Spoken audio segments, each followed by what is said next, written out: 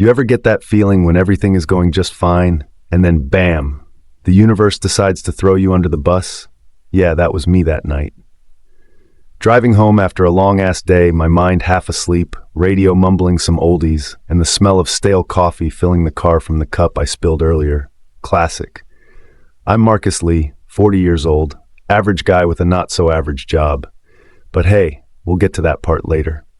So there I was, cruising down the highway, just me and my thoughts, when I spotted it, red and blue flashing lights in my rearview mirror.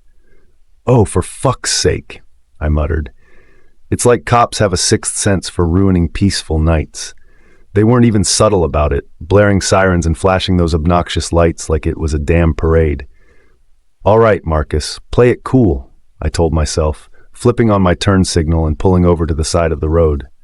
I grabbed my registration and license from the glove box because, let's face it, I wasn't about to give these guys any reason to get extra annoying. I'm a rules guy. I know the drill. Then they showed up. 2 white officers stepped out of their car with the kind of swagger that screamed, "We own this road." One was tall and wiry with a mustache that looked like it had been glued on as a joke. The other was stocky, bald, and had that bad cop in training vibe. They didn't look like the friendly neighborhood type, let's put it that way. "License and registration, sir," Mustache barked, putting an extra punch on the "sir" like he was doing me a favor. I handed over my documents without a word. "Evening, officers. What seems to be the problem?" I asked, keeping my tone calm and neutral. No point poking the bear. Stocky circled the car, shining his flashlight into every corner like he was expecting to find a stash of weapons or a pile of gold bars. Spoiler alert, nothing there but a couple of old coffee cups and some gum wrappers. "Where you headed?" Mustache asked, eyeing me like I just confessed to robbing a bank. "Home. Long day at work," I said, still calm. "Uh-huh," he grunted like I'd said something suspicious. He took my license and walked back to the patrol car, leaving Stocky behind to stare me down. The guy didn't say a word, just stood there all puffed up like he was waiting for me to make a wrong move. Minutes passed, long ones, you know, the kind where your brain starts making up worst-case scenarios. I kept watching them in my rearview mirror as they chatted and laughed like they were deciding which donut to grab after this. And then Mustache came back. "Step out of the vehicle," he said. That was when my patience started to fray. "Is there a reason for this?" I asked, my voice firm but not aggressive. "Don't make this harder than it has to be, sir," Stocky snapped, grabbing the door handle like he was ready to yank me out himself. I sighed. "Sure, officer, let's do this your way." I stepped out, hands up, fully aware of how this looked to anyone driving by. A middle-aged black guy getting cuffed on the side of the road for no goddamn reason. The cuffs clicked shut around my wrists.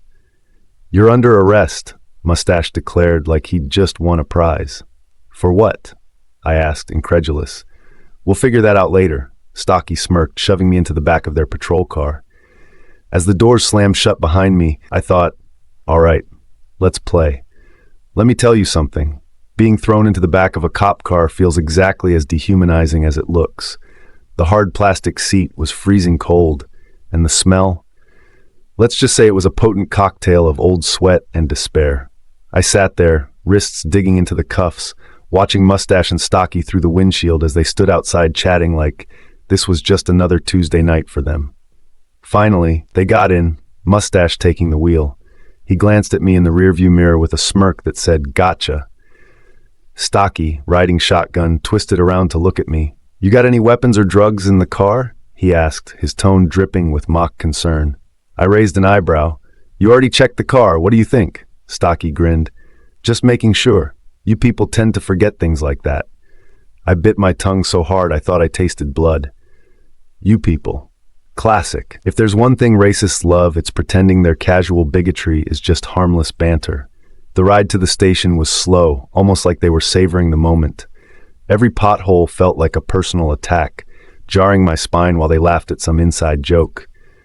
I sat there silent but fuming. I've dealt with this kind of shit before.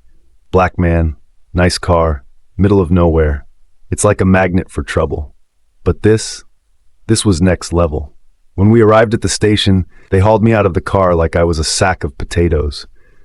Inside, the fluorescent lights buzzed overhead, casting a sickly glow on the chipped linoleum floors. The place smelled like burnt coffee and regret. They dragged me to the booking area, where a bored-looking officer sat behind a desk, chewing gum like it was her life's mission. Mustache handed over my documents with a flourish like he'd just caught a notorious criminal. "Marcus Lee," he announced, his voice unnecessarily loud. "Brought him in for a—" He paused, clearly struggling to come up with a legitimate reason. "Suspicious behavior." The woman behind the desk raised an eyebrow, but said nothing. Instead, she handed me a clipboard. "Fill this out," she muttered. I stared at her. "With what? My hands are cuffed." She sighed like I'd just asked her to solve world hunger and motioned for Stocky to uncuff me.